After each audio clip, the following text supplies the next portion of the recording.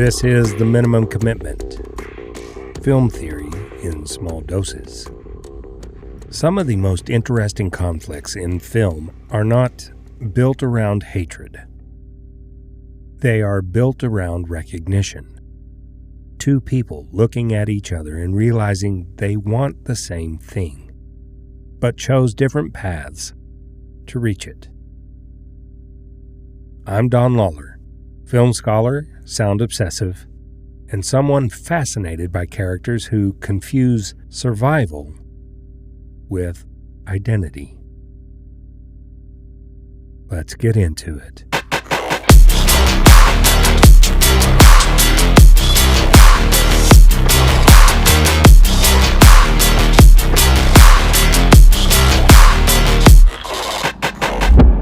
In Michael Mann's Heat, nearly every character defines themselves through labor. Cops become police work. Criminals become procedure. The line between profession and identity disappears. No one in this film really knows how to exist outside the job. This connects directly to existentialism, not the simplified version that reduces it to despair or meaninglessness, but something more precise. If people create meaning through action, what happens when that action also destroys them? Neil McCauley, played by Robert De Niro, builds his identity through discipline, routine, distance, control. Vincent Hanna, played by Al Pacino, builds his through pursuit, movement, obsession, work. They appear as opposites, cop and criminal, hunter and hunted. Michael Mann frames them as reflections moving through the same emotional landscape. Both men believe structure will save them. If they stay focused and detached enough, they can keep chaos out. But Heat understands something more difficult. Discipline can become emotional armor, and armor isolates the person wearing it.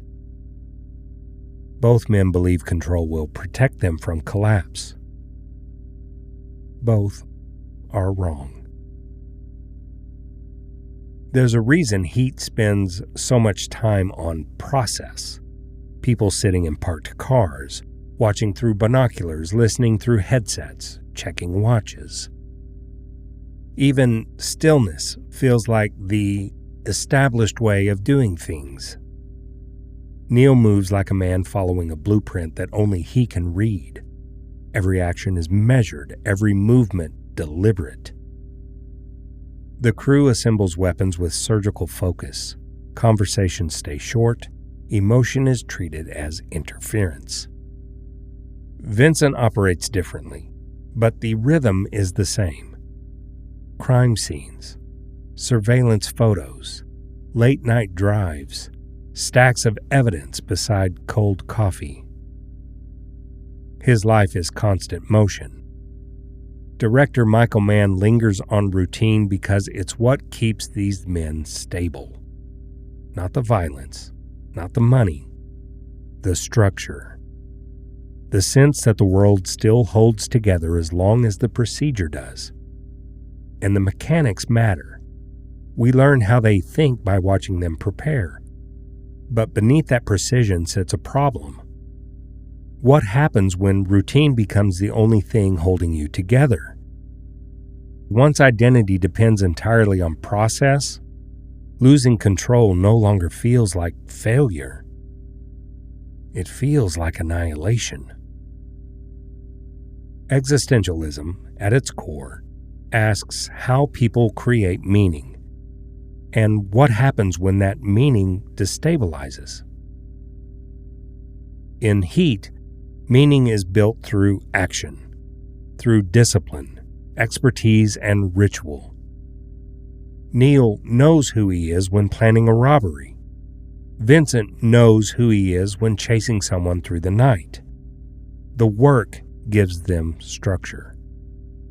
That's why moments of human connection feel so uneasy. Conversations stall, silences stretch, relationships feel fragile.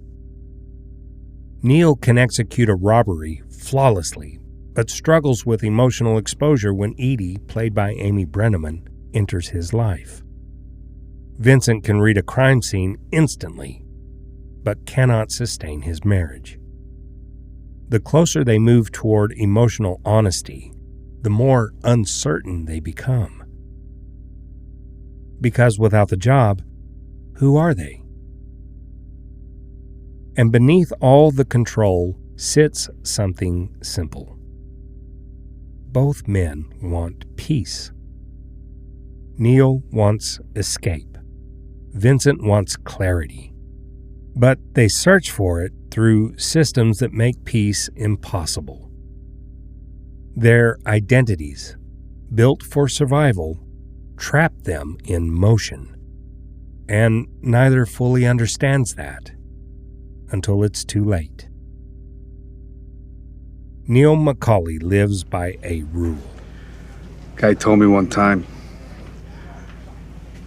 don't let yourself get attached to anything you are not willing to walk out on in 30 seconds flat if you feel the heat around a corner. What gives the line weight isn't its coolness. It's the sadness underneath it. Neil has turned connection into liability. Attachment becomes danger. Emotion becomes risk. De Niro plays him with extreme restraint. His voice stays even. His body controlled. Even eye contact feels measured. Neil survives by maintaining distance from relationships, vulnerability, consequence.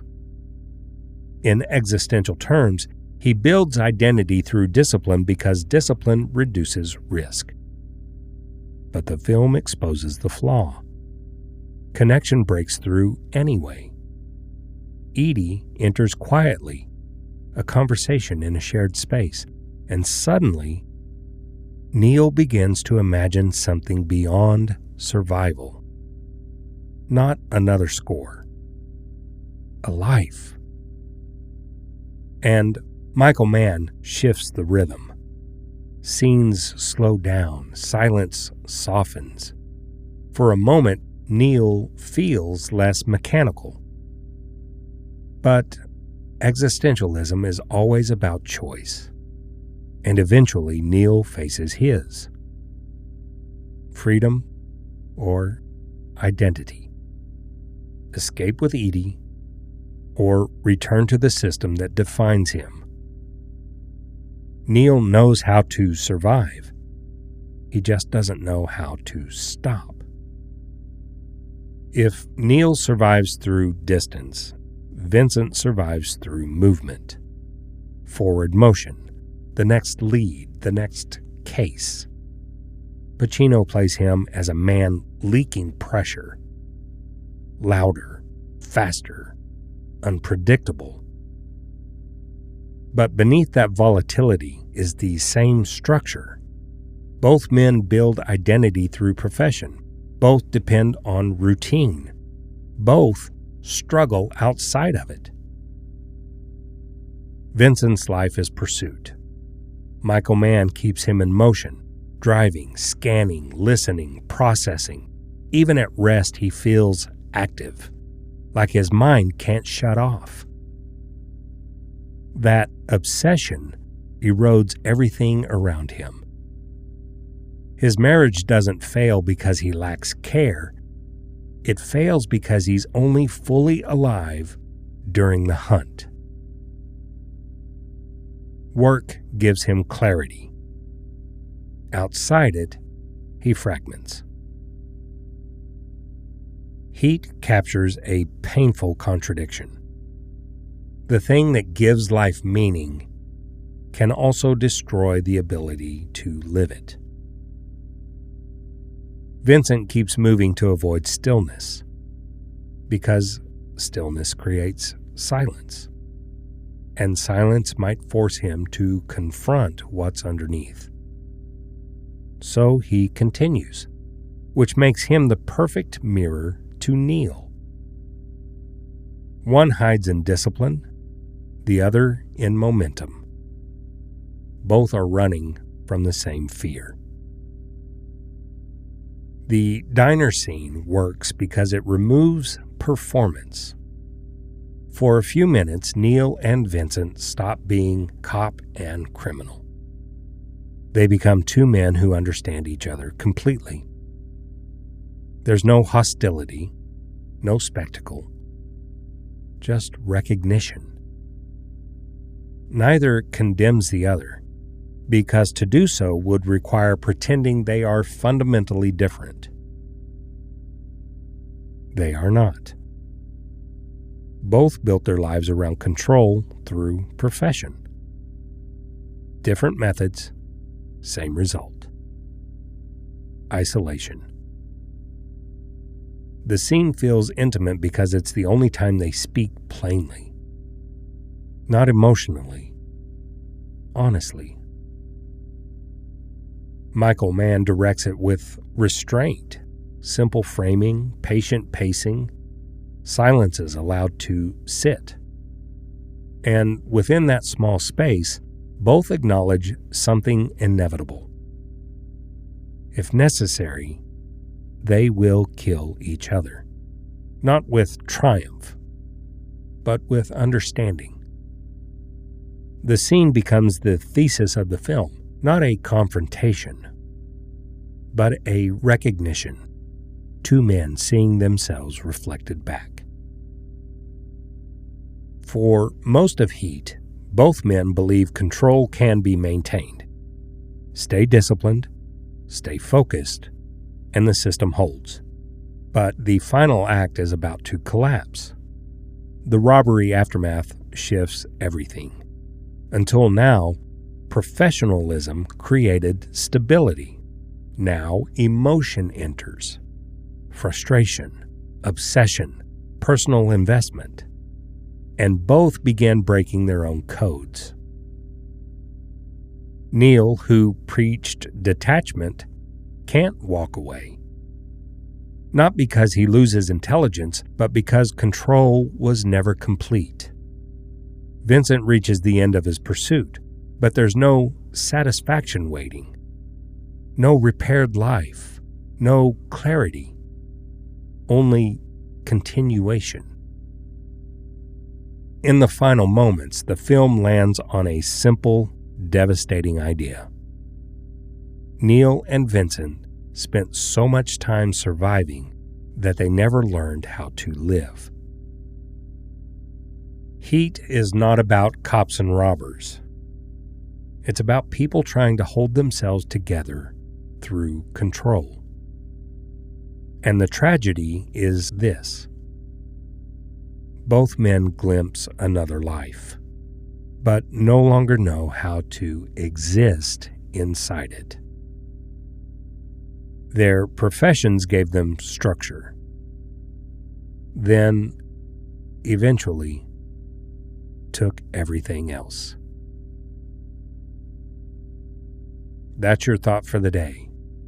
Minimum commitment, maximum meaning. See you next time.